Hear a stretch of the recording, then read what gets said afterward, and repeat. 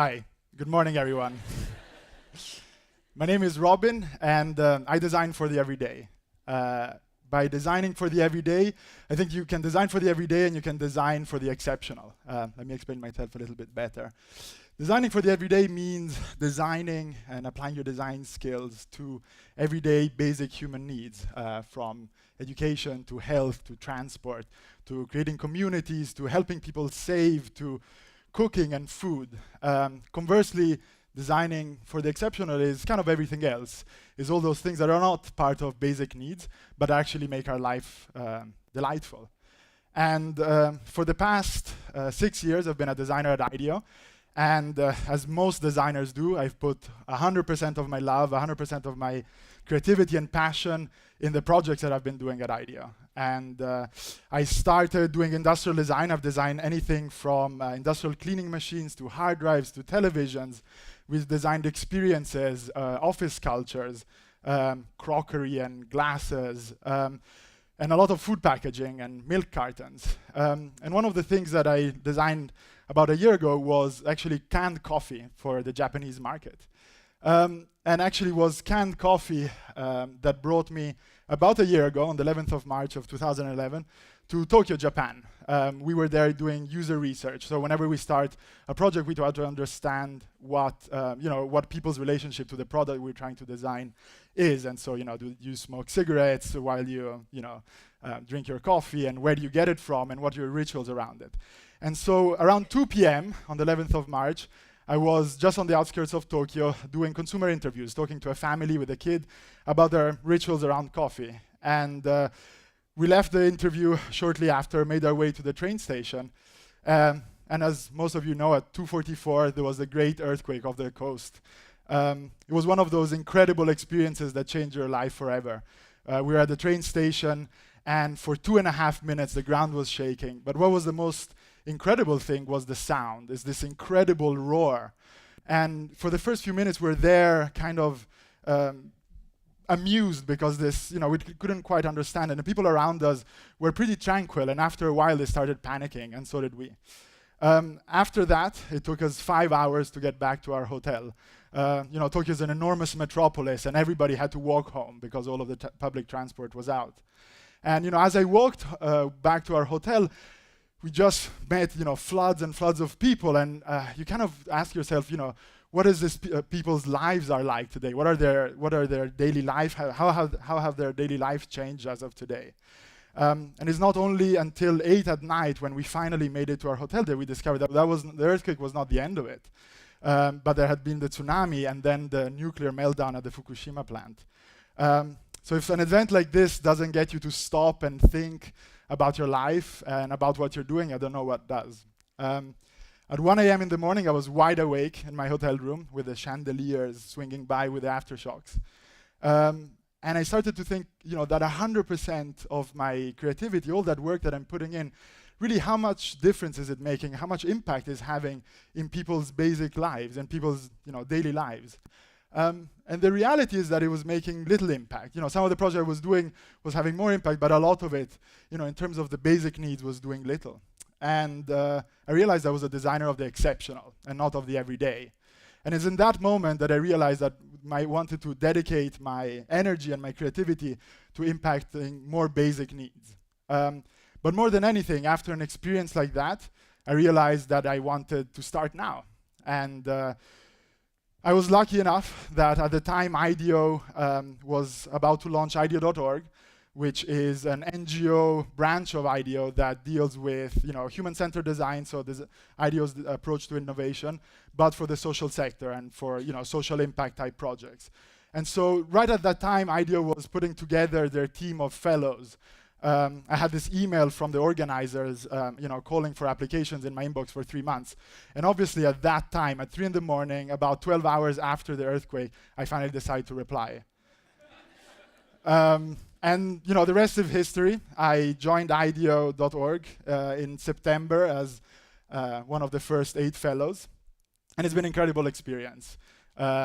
We've been working on really interesting projects, definitely fulfilling my need of designing everyday needs. We've worked on health projects around cook stoves and the impact of cook stove on health in Tanzania and understanding why people are not adopting cook stoves. We worked in the US around understanding why some of the low-income parents have a hard time finding this energy and the mental space to engage with their young children in order for them to help them develop their brain and set them up for success for their lives. And we've worked on really interesting projects around water and sanitation in Kenya, which I'll tell you more about later. But all of this has definitely been an incredibly fulfilling experience. So I've been a designer at IDEO for 6 years and only worked for for-profit clients. And for the first time, I actually encountered the social sector. And working for the social sector is a different experience. The social sector, what is incredible is that it's asking the world's biggest, toughest questions.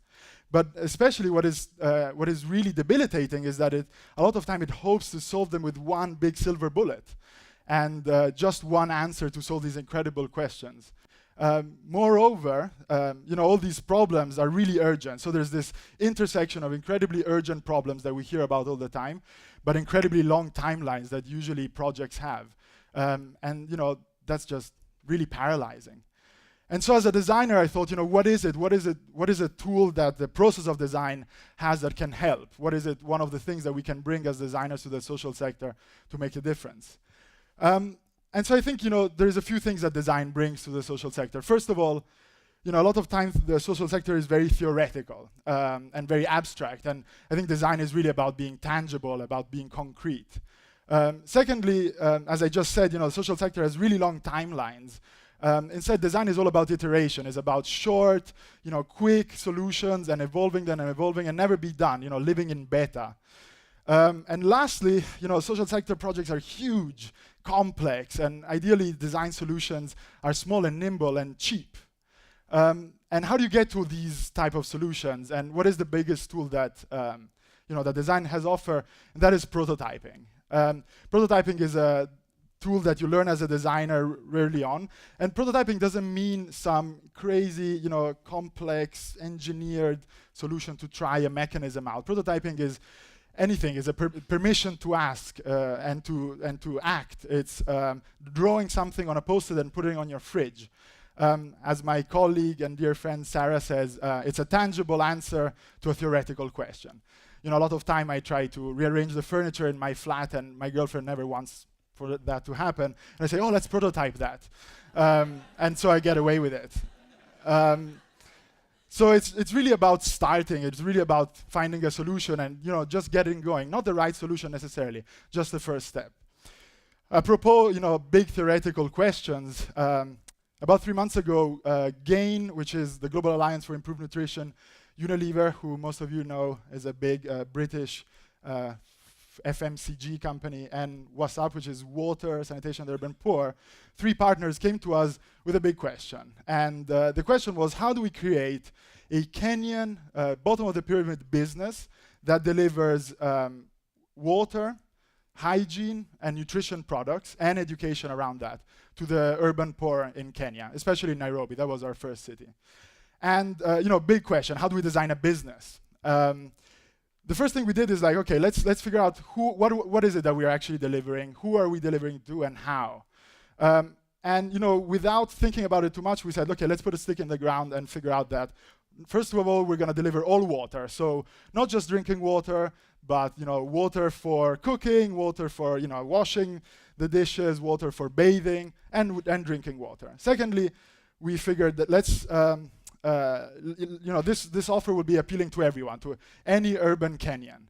And lastly, because water is really about reliability, because you want consistency, let's ask people to sign up to a service. Let's ask them to subscribe to the service. And this was kind of our working assumption in order to move forward. The next thing we did is we packed a really big, heavy bag with anything we could think of we could build prototypes with. Literally from like plumbing equipment to a tiny printer, hammer and scalpels, packed it all and left for Nairobi for 10 days. And our client came along. The first thing we did in Nairobi, was to go around and talk to people and understand, how currently people are getting their water and what is the lay of the land. But literally 2 days after, we said, okay, let's design 3 prototypes. Let's design a door-to-door service that goes, and sells water to people, a kiosk where people can come and buy their water, and Mkokoteni. Mkokoteni is the name of these delivery men that have a push cart with jerry can and deliver water to individuals. And let's design 3 different prototypes that could be possibly how our business could work. Let's just try it and put it out there. And literally in an afternoon, in our tiny hotel room, very quaint, we bought a whole 32 jerry cans, which kind of filled up the whole room. And our client, Shord, took them to the bathroom. We washed them up. We actually had to go to a local church to actually beg for water in order to fill them up and treat it. Came up with a fictitious brand that would serve our purpose, labeled the jerry cans, made a little photo studio out of our bedside lamps, and kind of prepared ourselves to run our prototype. The next day, we picked a neighborhood and ran our prototype. We had 3 different prototypes running in parallel. So we had Carol, which was one of our interpreters, who actually volunteered as our door-to-door salesman. She went around from family to family. And David manned our little kiosk, giving out water samples and talking to people. And Baka actually is a Mkokoteni driver that we hired for the day, and was delighted to have these amazingly pristine jerry cans of water. Actually, our first Mkokoteni driver that we hired earlier in the morning ran away. He was super frightened about having all of our outfits. And so after that, we ran the prototype for the day. We sold some water, we sold some products. But more than anything, we had pretty meaningful conversations with people. So we're not just asking theoretically, where do you get your water from and what is your water consumption like? But we're saying, do you want this water and what will you use it for? And what about these products? And so our 3 basic assumptions, all water for everyone through subscription, actually were challenged and evolved. And so we realized that, first of all, it's not all water that we need to sell, but it's drinking water, because there's plenty of solutions that are delivering utility water. What is hard to find and really expensive is drinking water. So currently, people buy utility water, bring it home and boil it sometimes, or treat it with WaterGuard, both solutions which are pretty expensive. And so seldomly do actually people do that. So drinking water was our first thing. Secondly, it was not everyone. It was actually for mothers, or women in general, but mother more specifically. We actually had husbands come to our kiosk and say, hold on, let me go and get my wife and find out if I can place an order. Also because mothers understand the importance of nutrition, understand the importance of hygiene, and they're really the champions of health in their homes. And lastly, kind of surprisingly, subscription works. But we just needed to talk about it in a different way. So we need to talk about it like in mobile phones, as pay in advance, as top-ups. And so building on the behavior of the scratch cards of mobile phones or utilities, then people understood it and were willing to accept.